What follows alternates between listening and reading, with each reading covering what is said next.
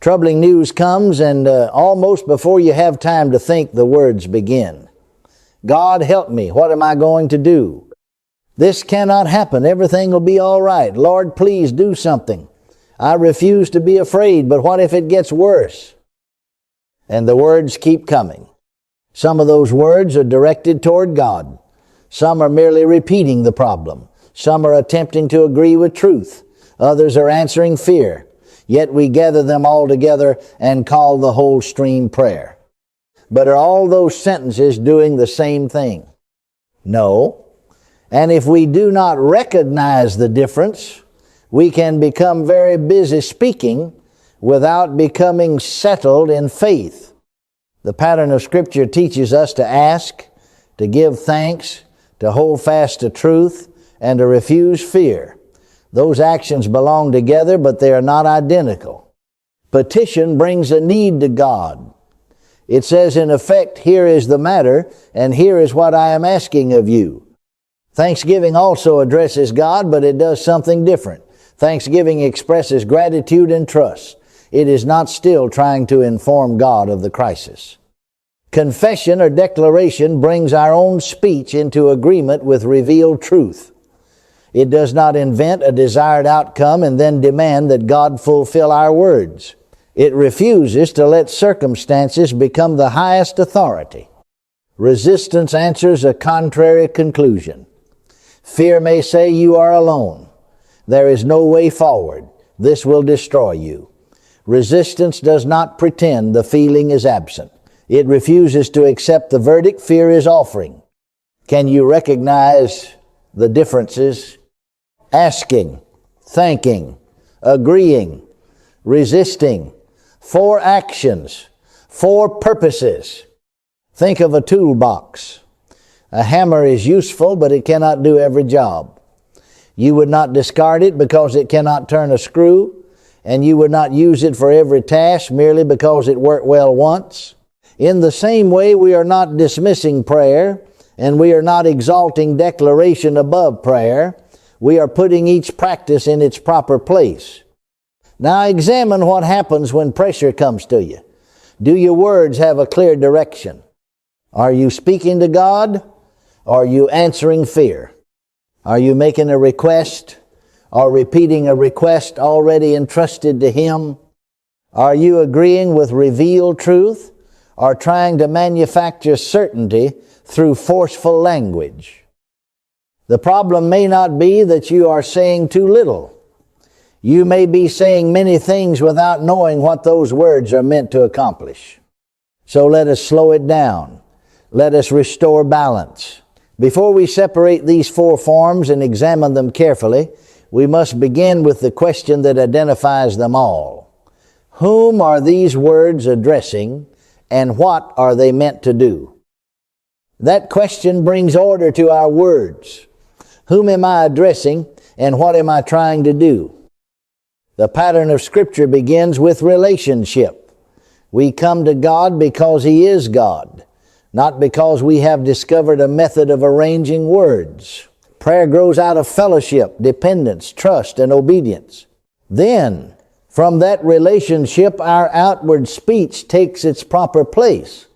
So do not judge a sentence merely by how forcefully it is spoken. Volume does not identify purpose. A person may say, Lord, I need your help, with great intensity. That is a request directed to God. The same person may say with equal intensity, I will not accept fear's conclusion. That is not another request. It is resistance. The 2 statements may sound alike in strength, but they are moving in different directions. Here are 3 questions that will help us distinguish them. First, whom am I addressing? Second, what am I doing with these words? Third, what truth gives me the right to say them? Keep those questions before you. They will expose confusion very quickly. Prayer looks toward God. It speaks to Him in relationship. It asks, worships, thanks, and entrusts. Confession looks toward revealed truth and says, my words will not contradict what I have received as true. One is relational communication. The other is disciplined agreement. That does not mean they must be pulled apart as though they were enemies. No, they belong together. A believer may begin with a request, move naturally into thanksgiving, and then maintain agreement when contrary thoughts arise. The movements cooperate, but they are still identifiable. Suppose you are traveling somewhere unfamiliar. Naming your destination is one thing. Asking for directions is another. Thanking the person who guides you is another. Refusing a turn that would take you down the wrong road is another. All four actions belong to the same journey, but no sensible traveler calls them the same action. And if you confuse them, what happens? You may keep asking for directions after receiving them. You may thank the guide while ignoring what was said. You may loudly announce the destination while continuing down the wrong road. Strong words cannot correct confused direction. It is the same with believing speech. Religious vocabulary does not make every sentence prayer. Confidence does not make every statement true. Repetition does not necessarily make a request clearer. Know the object, know the purpose. Keep the words under revealed truth. Ask yourself again, am I speaking to God, to my own unsettled thoughts, or to the fear pressing against me? Am I requesting, thanking, agreeing, or resisting? And is what I am saying supported by truth, or merely by what I want to happen? That test gives us something practical. We no longer have to judge our words by emotion, volume, or appearance. We can judge them by direction, function, and authority. Now let us apply that test to the kind of speech people often repeat most when pressure rises. Let us look carefully at petition, what it means to bring a need to God. Petition is the honest presentation of a need to God. It is not vague spiritual language intended to sound impressive. It is not a speech about how terrible everything has become. It is a request. There is nothing inferior about asking. Scripture does not present dependence upon God as spiritual immaturity. Relationship includes asking. If there is a genuine need, bring it plainly. Do not hide it behind grand language, and do not suppose that refusing to ask makes you more advanced in faith. Some people have heard so much about declaring that they become afraid to request anything. They think if I ask, perhaps that means I do not believe. But asking and believing are not opposites. You can ask because you trust. You can depend upon God without becoming passive, fearful, or ashamed. A purposeful petition has a simple shape. You acknowledge the one to whom you are speaking. You name the need honestly. You make a definite request consistent with the truth you know. Then you entrust the matter to God. That is petition. Now, stating the need is not the same as rehearsing the crisis. You may need to name the situation in order to speak honestly. But after you have named it, you do not make God more aware by repeating every frightening detail. You do not increase His understanding by describing the same danger from 12 different directions. A request moves toward trust. A crisis report keeps circling the condition. Listen to the difference. One person says, God, this is the need before me. I am asking for your help, wisdom, and provision. Another spends 20 minutes describing everything that might go wrong, pauses to ask for help, and then spends 20 more minutes repeating the danger. Both may call it petition, but the center is different. In the first, the need is brought to God. In the second, the problem may remain at the center, while God is mentioned around the edges. Suppose you present a matter to someone who already knows the situation. Clarity serves the conversation. Endless repetition does not add information. It may reveal that you are looking for reassurance because you have not yet become settled. That can happen in prayer. We are not condemning anyone for feeling anxious. We are learning to recognize what anxiety does to our words. Emotional strain is not the measure of sincerity. A request is not made more honest merely because it is repeated until the speaker is exhausted. Ask yourself, Can I state this request clearly in 1 or 2 sentences? Do I know what I am asking? Do I know when I have entrusted it? And what do my words do after that point? When anxious thoughts urge you to ask again, pause. Is there new information? Is there a new decision requiring fresh wisdom? Is there a genuinely different need? If so, bring it to God. But if nothing has changed except the return of fear, another request may not be what the moment requires. Perhaps it is time to remember that the request has already been made. Perhaps it is time to give thanks. Perhaps it is time to agree with truth and refuse the fear that says nothing has happened unless you keep pleading. Bring the need, ask plainly, entrust it, do not be ashamed to petition, and do not turn petition into a recital of distress. Once the request has fulfilled its purpose, the next faithful sentence does not have to be another request.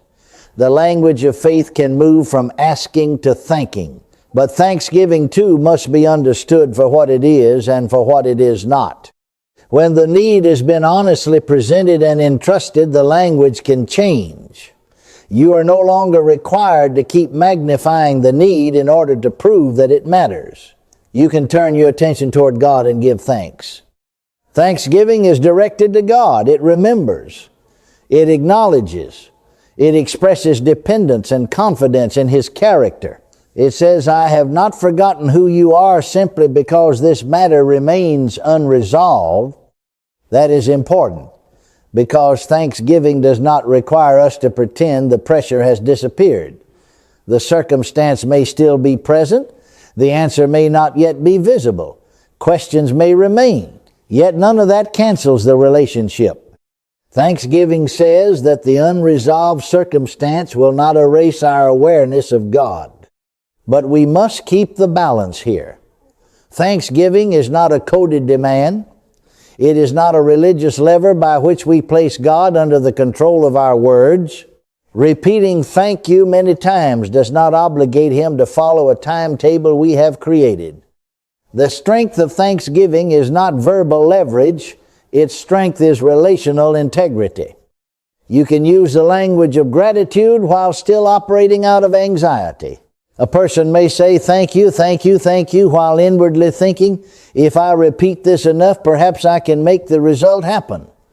The vocabulary sounds grateful, but the purpose has become control. So ask the same questions we have been using. Whom am I addressing? What am I doing with these words? What truth gives them their warrant? Suppose a trusted person agrees to help you with a difficult matter. You thank that person because you value the relationship and appreciate the help. Your gratitude expresses confidence, but it does not become a mechanism for commanding that person. If your thanks turns into pressure, it has changed its function. It is the same here. Thanksgiving honors God. It does not manipulate Him. What can you do when the matter remains unsettled? Remember what you genuinely know. Name reasons for gratitude without inventing details about the outcome. Thank God that you can bring the need to Him. Thank Him for hearing you, sustaining you, and giving you a place to stand while you wait. Then return your attention to the responsibilities of the present moment. You do not have to sit all day measuring whether you feel thankful enough. You do not have to judge another believer by the volume, frequency, or emotion of their thanksgiving. We are not inspecting performances. We are identifying purpose. Some people are expressive. Others are quiet. One may give thanks in many words, another may do so in a single sentence. The question is not how dramatic it sounded. The question is whether the words express trust or attempted to force certainty. Say the distinction plainly. Petition entrusts the need. Thanksgiving expresses trust. Petition says, here is what I am asking. Thanksgiving says, I remain conscious of you while this matter is in your hands. Ask, then thank. Thank without pretending. Thank without manipulating. Thank because the relationship is greater than the pressure. yet thanksgiving still speaks to God. The next form changes direction. Now we must examine what happens when the believer brings personal speech into agreement with revealed truth. That is where confession or declaration begins. Confession begins with agreement. Declaration begins with agreement. It is not defined by volume, excitement, positive vocabulary, or the use of the future tense. A statement does not become authoritative merely because it is spoken forcefully. The first question is not, how boldly did I say it? The first question is, what am I agreeing with? Confession in this sense is saying what revealed truth gives us permission to say. That truth governs how we interpret the circumstance, how we understand our identity, what we expect, and how we conduct ourselves within the situation. Notice the order. We discover what is true, and then we bring our speech into agreement with it. We do not manufacture a desired outcome and then call our certainty revelation. Confidence cannot create authority where no foundation has been given. Under pressure, people tend to speak in one of three ways. The first person repeats the circumstance as though it were final. This is happening, therefore nothing else can be true.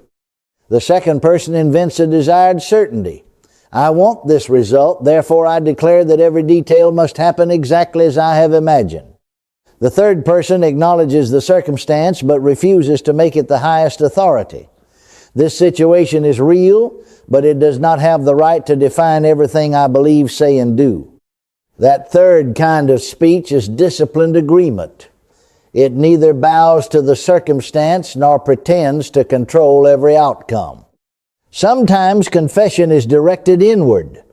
Your thoughts are scattered, so you remind yourself of the truth that should govern you. Sometimes it is spoken outward in the face of pressure as a clear statement of position. Sometimes believers speak together, strengthening one another through shared agreement. In every case, the test remains the same. What truth stands beneath the words? Think of a building. You may paint it beautifully. You may hang lights on it. You may announce with great enthusiasm that it will stand forever. But if there is no sound foundation beneath it, louder announcements will not make it secure. Speech can stand upon truth, but speech cannot replace truth. And accurate words must lead to corresponding conduct. If I declare patience but treat people harshly, my slogan is outrun my obedience. If I speak of trust but refuse every responsible step before me, my words have become a hiding place. If I confess love while feeding resentment, I am contradicting with my conduct what I claim with my mouth. Agreement must shape choices. It must shape patience. It must shape love. It must shape responsibility. So phrase your agreement carefully. State what you know. Do not add details merely because they sound impressive. Do not claim control over every process, every person, or every timetable. Leave room for trust where you do not possess certainty. You can be confident without becoming presumptuous. You can speak firmly without pretending to know what has not been revealed. You can refuse to let present circumstances become final without issuing guarantees of your own making. That is the balance. Agreement before assertion, foundation before force, truth before volume. But once we define declaration this way, another correction becomes necessary.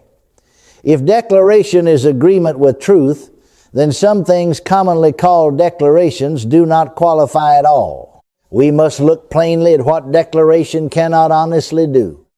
The first misuse is easy to recognize once we understand the definition. A person has a strong desire, speaks about it with great certainty, and assumes that forceful delivery has transformed preference into revealed truth. But desire is not authority. Volume is not authority. Confidence by itself is not authority. Now, do not run to the opposite extreme. Some have seen declarations used carelessly, so they refuse all spoken agreement. They become afraid to say anything definite. but misuse does not remove proper use. A road can be traveled incorrectly without ceasing to be a road. Here is the balance. Confidence cannot supply truth that was never established, and emotional uncertainty cannot cancel truth that has been established. You may feel uncertain while speaking what you know to be true. Your emotions do not have to vote unanimously before you can agree with truth. And you may feel intensely confident about something that has never been promised. Emotion does not convert preference into certainty. We must learn to name things honestly. Hope is not always a guarantee. A preference is not necessarily a promise. A wise intention is not the same as divine certainty. You may say, this is what I hope will happen. That can be honest. You may say, this is the outcome I prefer. That can be honest. You may say, this is the responsible course I intend to follow. That can also be honest. The trouble begins when we give each of those statements a name and authority it does not possess. Declaration cannot be used to control another person's choices. It cannot honestly dictate every event, every method, and every timetable. It cannot turn our plans into God's obligations. When people build their trust upon self-generated guarantees, an unexpected outcome can shake more than the guarantee. They may begin questioning everything because something was claimed the truth never required them to claim. The correction is not silence. The correction is disciplined speech. Think of a road sign. A sign is useful because it corresponds to an actual road. It points toward a destination that can truly be reached by following that route. But painting the name of your desired destination on a sign does not create a road beneath it.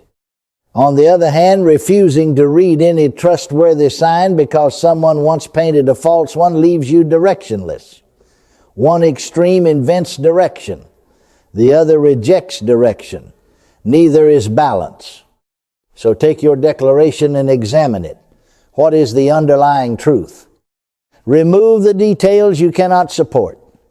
Remove the attempt to control another person. Remove the rigid timetable you supplied yourself. Then state what remains plainly. After that, ask another question. What conduct should follow these words? If I agree with truth, how should I speak to people? What responsible steps should I take?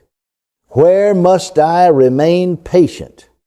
What fear must I refuse? Declaration should lead toward faithful action, not away from it. Let us hold the center. Pray without embarrassment. Declare without presumption. Do not allow declaration to displace relationship with God. And do not allow fear of excess to silence truthful agreement. Return to our three questions. Whom am I addressing? What are these words doing? What truth gives them their warrant? That is not vagueness. That is careful faith. It frees us from boastful overstatement on one side and timid silence on the other. And once our speech is grounded in truth, it is prepared to confront one of the loudest sources of contrary conclusions. We must now look at fear not merely as a feeling to hide, but as a voice whose verdict can be refused. Fear can arrive before you have formed a complete thought. Your body tightens. Your mind runs ahead and imagines loss. A possibility begins to sound like a certainty.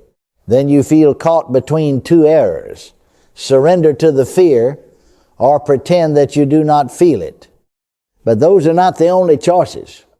A feeling is not the same as a conclusion. You may recognize the sensation of fear without accepting everything fear says about you, about God, or about what must happen next. Fear may say, because I feel alone, I have been abandoned. It may say, because I cannot see the answer, there is no answer. It may say, because this outcome is possible, it is inevitable. It may say, because I feel weak, I am helpless. The sensation may be real. The conclusion still must be tested. Resistance is not an argument with God. You are not trying to persuade Him to become trustworthy. You are refusing agreement with an interpretation that contradicts the truth meant to govern you. Denial says there is no fear. There is no difficulty. Nothing is happening. Resistance says, I recognize the fear and the difficulty, but I will not grant them final authority. That is a vital distinction. Denial hides. Resistance stands. Here is a practical way to respond. First, name the emotion honestly, I feel afraid. Second, identify the conclusion it is urging. This fear is telling me that I am alone and that disaster is certain. Third, compare that conclusion with what you know to be true. Fourth, state the truth that will govern your next action. Notice that the final step is not merely a louder sentence, it is a governing sentence. It leads somewhere. It affects what you do next. Resistance may sound calm. It does not have to be dramatic to be firm. Persistence is not measured by how loudly you speak. It is measured by whether you maintain agreement and continue in faithful action. Think of someone arriving at your door. Hearing the knock does not mean you must invite that person inside. Looking through the window and recognizing who is there does not make that person the ruler of your house. In the same way, awareness of fear is not consent to fear. A fearful thought may knock. A fearful feeling may return. You can recognize its presence without handing it authority. And if fear returns tomorrow, do not immediately conclude that you failed today. Recurring emotion is not proof that resistance was false. You may need to refuse the same conclusion again. Do it without shame. Do it without panic. Return to truth and stand there again. Then take the next wise step. Make the necessary call. Have the honest conversation. Seek appropriate help. Complete the responsibility before you. Rest when rest is required. Resistance is not spiritual language used to avoid practical action. You are allowed to be emotionally honest and spiritually firm at the same time. You can say, I feel this pressure, but I refuse the verdict it is offering. Now we have examined petition, thanksgiving, confession, and resistance separately. The distinctions are clear. But pressure rarely arrives in separate lessons. So let us watch all four movements operate together in one continuous situation. Suppose an unexpected message arrives. The news creates a real need, the next steps are uncertain, and almost immediately the mind begins supplying the worst possible ending. What happens first? The person turns toward God and says, this is the need before me. I need wisdom, provision, and strength for the decisions ahead. I am asking for your help. That is petition. Who is being addressed? God. What are the words doing? Presenting a definite request. What gives them warrant? The truth that the need may be honestly brought to him. Notice what the person does not do. He does not describe every disaster that might occur. He does not spend the next hour repeating the same request in 20 forms. He states the need and entrusts it. Then the language changes. Thank you that I can bring this matter to you. Thank you for hearing me and sustaining me while I take the next step. That is thanksgiving. The details are still unresolved. No outcome has been invented. The person is not using gratitude to force a timetable. He is acknowledging God within an unfinished situation.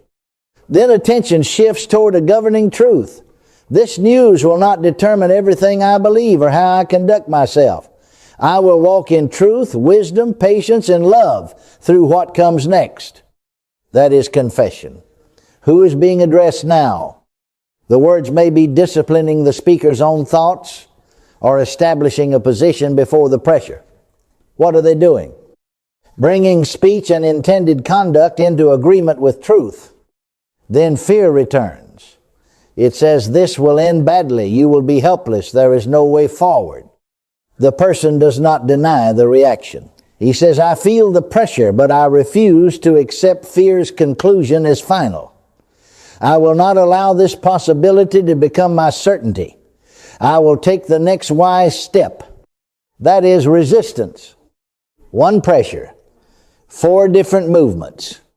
Now do not turn those movements into a ceremony. They are functions, not steps that must always appear in a fixed order. You are not failing because you thanked God before you found the words for your request. Suppose relational tension erupts and anger immediately joins hands with fear. Before calm petition is possible, you may need to resist the conclusion. This relationship is beyond repair, so I may speak carelessly. Then thanksgiving may interrupt the spiral. Thank you that I do not have to be ruled by this emotion. After that, you may ask for wisdom and agree to walk in patience and honesty. The order changed, but the purpose remained clear. Do not become anxious about saying everything perfectly. The goal is not flawless sequencing. The goal is purposeful speech. Who am I addressing? What are these words doing? What truth gives them warrant? When those questions guide us, our words often become fewer. They become clearer. Prayer becomes more relational. Confession becomes more disciplined. Resistance becomes more honest, and every form points us toward faithful action. We have now seen the healthy pattern in motion. Next, we must expose the common mix-ups that cause believers to lose this clarity under pressure. Let us identify the mix-ups while they are still small, because confusion compounds under pressure. The first mix-up is repeated asking after the matter has already been entrusted. Silence feels irresponsible, so the person petitions again and again, but ask yourself, has the need changed? Is there new information? Is a different request required? If not, the next movement may be thanksgiving rather than another petition.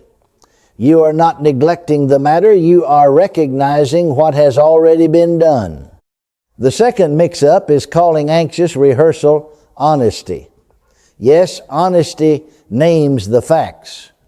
But honesty does not require you to speak every fearful possibility as though it were already a fact. State what is known. Do not conceal the difficulty. Then stop fear from filling the unknown spaces with catastrophe. A possibility is not a certainty merely because you have imagined it vividly. The third mix-up is calling a personal guarantee confession. The speaker may sound confident, but confidence does not establish the warrant. Remove the unsupported details. Remove the attempt to control the timetable. Remove the claims about what other people must do. What truth remains? State that truth. Let it govern your faith and conduct without forcing it to guarantee what has not been given. The fourth mix-up is calling emotional suppression resistance. A person says, I am not afraid, while fear is racing through the mind and body. Then shame is added because the feeling did not disappear. Do not condemn yourself. Name the emotion. Identify the conclusion it is urging. Compare that conclusion with truth. Refuse the conclusion. You can acknowledge fear without yielding authority to it. And here is another caution. Sometimes we make declarations when an apology is required. We speak of agreement when we need an honest conversation. We use strong words when a decision, a phone call, or a practical responsibility is waiting. Words of agreement should produce obedience. They should not replace it. Watch how confusion forms a cycle. Fearful repetition leads to increasingly forceful declarations. Exaggerated declarations create disappointment when events unfold differently. Disappointment then produces more desperate petition. The person moves faster and speaks more, yet clarity keeps decreasing. Interrupt the cycle. Whom am I addressing? What are these words doing? What truth gives them warrant? Then perform a simple reset. Identify the present need. Choose the form of speech that fits it. Act consistently with what you have said. Think back to your last pressure-filled conversation. Do not use this exercise to condemn yourself. Classify the sentences. Which words were petition? Which expressed thanksgiving? Which agreed with truth? Which resisted fear? Which merely repeated the crisis? Which tried to control an outcome? Clarity is the goal. Growth is the goal. Ask God when there is a need to entrust. Thank God as an expression of trust. Agree with truth without adding unsupported certainty. Refuse fear without denying emotion. Then take the responsible next step. Catching confusion is valuable, but correction becomes maturity only when it forms a sustainable practice. So let us gather these distinctions into a daily pattern that can remain steady when pressure returns. Here is the pattern in 4 memorable words. Ask, thank, agree, and stand. Ask when there is a need to entrust. Thank as an expression of relationship and trust. Agree when truth must govern your speech and conduct. Stand when fear presses a contrary conclusion. Those words describe functions, not a rigid sequence. Maturity is not mechanical repetition. Maturity is discernment. It recognizes what the moment requires. When pressure first arrives, pause before allowing panic to choose every sentence. Ask, what is the dominant need right now? Do I need to bring a request to God? Do I need to remember what has already been entrusted? Do I need to correct my own speech? Do I need to refuse a fearful interpretation? That pause may save you from many confused words. After you pray, remember what you have prayed. You may even write the request in a simple sentence. Then, when anxiety urges you to begin again, you can examine whether the need has changed or whether fear is disguising repeated asking as perseverance. Keep your declarations simple as well.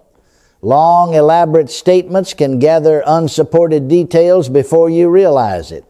Reduce them to a few carefully grounded truths. Then ask how those truths should govern your conduct today. If you agree that love must lead you, speak with love. If you agree that wisdom matters, seek wisdom and act responsibly. If you agree that patience is necessary, do not use forceful words as an excuse for impatient behavior. Prepare a brief response for recurring fear. You do not have to debate every anxious thought for an hour. Identify the conclusion and answer it plainly. I recognize this pressure, but I will not allow fear to decide what is true or what I do next. Then redirect your attention, give thanks, fulfill a responsibility, serve someone, have the needed conversation, or rest when continued mental argument is accomplishing nothing. The framework also helps when you support another person. Do not assume everyone needs the same response. One person may need you to join in petition. Another may need an invitation to remember reasons for gratitude. Another may need a gentle reminder of governing truth. Another may need help separating a real feeling from a fearful conclusion. Discern before you speak and be compassionate. Do not turn this teaching into a system for examining every frightened sentence someone utters. People under pressure do not need a vocabulary inspector. They need truth offered with patience, relationship, and love. Return to the toolbox. Petition is in its place. Thanksgiving is in its place. Confession is in its place. Resistance is in its place. No tool competes with the others, and no single tool is forced to perform every task. Together they serve one coherent life of trust, relationship with God, agreement with truth, honesty about emotion, and faithful action. Ask, thank, agree, stand. Use the pattern flexibly, but use it purposefully. Before we bring the teaching to its final charge, let us place it under a direct personal audit. Each of us should identify the one adjustment our own words most need right now. Take a quiet moment and review the last time pressure shaped your speech. What request have you kept repeating after it was already entrusted? What fear have you mistaken for a fact? What outcome have you claimed beyond what you actually know? What truth have you been reluctant to speak because your emotions did not yet feel settled? Do not answer generally. Identify one sentence you frequently use under stress. Perhaps it is, everything is going to fall apart. Perhaps it is, God, please help me, repeated long after the request has been made. Perhaps it is an absolute claim about an outcome you cannot control. Perhaps it is, I am not afraid, spoken while you are ashamed of the fear you plainly feel. Now examine that sentence. Whom is it addressing? What is it doing? What truth gives it warrant? Then rewrite it according to its proper purpose. If there is a genuine need, make it a clear petition. God, this is the help I am asking you to provide. If the matter has already been entrusted, let the sentence become sincere thanksgiving. Thank you that I can place this need before you and remain aware of you while it is unresolved. If your speech is bowed to the circumstance, bring it into bounded agreement. This condition is real, but it will not govern everything I believe or how I conduct myself. If fear is pressing a conclusion, answer it honestly. I feel afraid, but I refuse to treat this feeling as the final truth. Let us hold 4 balanced affirmations together. Asking is not weakness. Thanksgiving is not manipulation. Confession is not invention. Resistance is not denial. Now attach one action to your revised sentence. Is there a responsibility to complete, a conversation to begin, an apology to offer, a patient step to take? Or is the faithful action to stop rehearsing the matter and rest? Let the words become visible in conduct. And do not turn this audit into perfectionism. The goal is not to become frightened of every imperfect phrase. We are learning clarity, not developing another form of anxiety. When your speech becomes frantic, contradictory, exaggerated, or detached from action, pause and perform the audit again. Identify the sentence, test its purpose, correct it, then act accordingly. You now have one verbal habit to change and one truthful replacement to practice. In the final movement, let us return to the pressure scene where we began and see how purposeful words can produce steadiness instead of confusion. Return to the moment where we began. Troubling news arrives. Thoughts accelerate. Fear offers its conclusion, and words begin to rise. But now there is clarity. You bring the need to God plainly. This is the matter before me, and this is the help I am asking you to provide. You express trust without pretending to know every detail. Thank you that I can entrust this need to you and remain conscious of your presence while it is unresolved. You bring your speech into agreement with truth. This circumstance is real, but it will not become the highest authority over what I believe or how I conduct myself. Then you answer fear honestly. I feel the pressure, but I refuse to accept fear's conclusion as final. I will take the next faithful step. The situation may not have changed yet, but the speech is no longer confused. Prayer and declaration belong together, but they are not interchangeable. Prayer addresses God in relationship. Declaration disciplines our speech into agreement with revealed truth. Petition entrusts the need. Thanksgiving expresses trust. Confession agrees with truth. Resistance refuses a contrary conclusion. Keep the balance. Do not abandon prayer because declaration sounds stronger. And do not use repeated prayer as a substitute for agreeing with truth and resisting fear. We need relationship, agreement, honesty, and courage working together. When the next difficult moment comes, pause before panic fills your mouth. Ask the 3 questions. Whom am I addressing? What are these words doing? What truth gives them warrant? Then remember the 4 verbs. Ask, think, agree, stunt. And after you speak, act consistently with your words.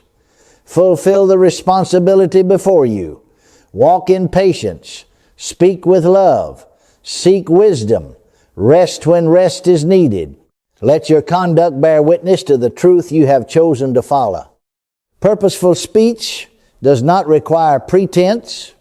It does not require frantic repetition.